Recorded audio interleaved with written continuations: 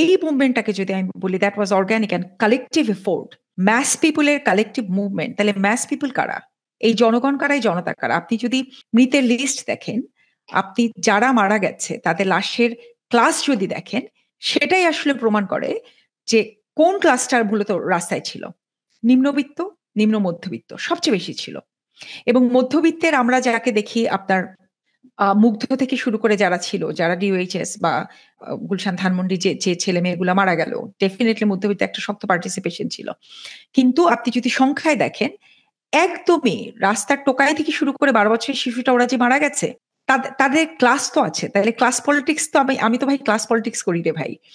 তাহলে আমার মারা গেল যেই জনগোষ্ঠী, যেই শ্রেণীর জনগোষ্ঠী, সেই শ্রেণীর ইন্টালেকচুয়াল ক্রেডিট তো আমি আপনাকে দিব না।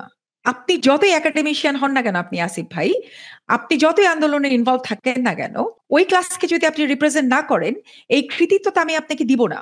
তাহলে সেই জন্যই বললাম যে কেন জুলকারনায়ের সায়ের ভাই এবং তার কনফিডেন্টের শ্রেণী পরিচয়টা আমার জন্য গুরুত্বপূর্ণ। কারণ তারা তো একটা শ্রেণীকে রিপ্রেজেন্ট করে।